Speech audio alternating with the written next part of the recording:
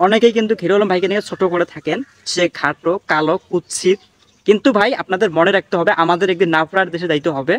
আমরা কেন অহংকার করব, কেন অহংকার দেখাবো সবার প্রতি। তো আমি আজকে যে ভিডিওটা বানাচ্ছি সবাই একটু লাস্ট পর্যন্ত কন্টিনিউ করবেন। অ্যান্ড যদি আপনাদের মনুষ্যত্ব কাজ করে যে আমরা বাংলাদেশে বাস করি না, এরকম একটা নেক্কারজনক ঘটনা আর দেখতে না চাই।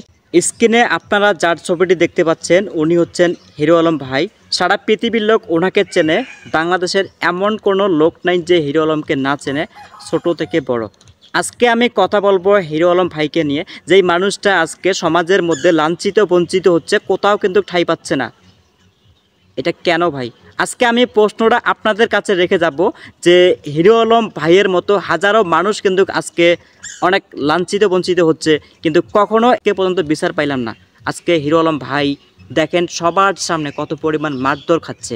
আমি আজকে কোনো রাজনৈতিক কথা বলবো না, আওয়ামী লীগ বলেন, বিএনপি বলেন, জামাত শিবির বলেন, হয়তোবা আজকে আমাকে অনেকে গালি দেবেন, কিন্তু এইখানে হচ্ছে আমি কারোর পক্ষ নিচ্ছি না।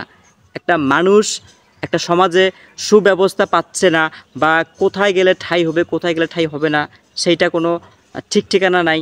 রিসেন্ট একটা ঘটনা হয়তোবা আপনারা অনেকেই দেখেছেন যে হিরো আলম ভাই, এই মানুষটা সারা পৃথিবীর মধ্যে বড় একজন সেলিব্রিটি মানুষ, বাংলাদেশের মধ্যে বড় একজন কন্টেন্ট ক্রিয়েটর, ওনাকে সবাই চেনেন, কিন্তু এই মানুষটাকে সবাই ঘৃণা করেন। যেই মানুষটা আজকে বাংলাদেশের থেকেও কিন্তু কোথাও ঠাঁই পাচ্ছে না।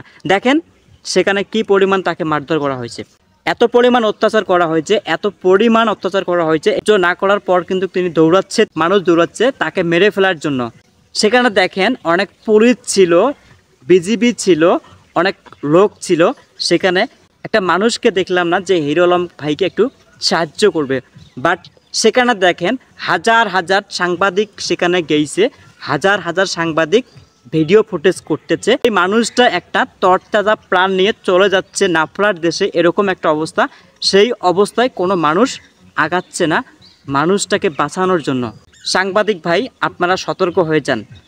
আপনারা একটা ভিডিও পাবলিশ করলে আপনাদের কি হয়, ভিউজ হয়, অনেক টাকা পান সেখান থেকে। আপনাদের সামনে আজকে সেই মানুষটা এত পরিমাণ লাঞ্ছিত হচ্ছে, মার খাচ্ছে, অনেক পরিমাণ রক্তাক্ত অবস্থায় পড়ে যাচ্ছে বা দৌড়াচ্ছে। আপনারা ভিডিওর উপর পড়ে আছেন, আপনারা ফোকাস করছেন যে এই মানুষটার দিকে, মানুষটাকে আরও মারুক, আমরা সেটা ফোকাস করবো মিডিয়ায়। আপনারা যদি কোনো একদিন বিপদে পড়েন, সেই দিন দেখবেন যে আপনাদের কোনো মানুষ সেখানে হেল্প করবে না। আপনাদের একটা মনুষ্যত্ব থাকা দরকার যে এই মানুষটা আজকে বিপদে পড়ছে, হিরো আলম ভাই হোক বা অন্য কোনো মানুষ হোক, একটা বিপদে পড়ছে, আমরা সেখানে কি এগিয়ে যাই তাকে বাঁচানোর জন্য। কিন্তু আপনারা তা না কইরা আজকে কিন্তু এই ভিডিওগুলো পাবলিশ করছেন। আজকে পুলিশ থাকার সত্ত্বেও, বিজিবি থাকার সত্ত্বেও সেই মানুষটাকে মারধর করতেছে, প্রচুর পরিমাণ কান ধরাচ্ছে। একটা মানুষ দেখেন কত পরিমাণ অসহায়ত্ব সেখানে আসলে থাকছিল, কানে ধইরা উঠবোস করাচ্ছে। একটা মানুষের মান সম্মানটা সবচেয়ে বড় জিনিস। হ্যাঁ, একটা মানুষ ভুল করতেই পারে, তার সংশোধন আছে। কান ধরাচ্ছেন পাবলিক প্লেস, সবার সামনে, সেই মানুষটা কত পরিমাণ অপমানিত, ছোট হচ্ছে।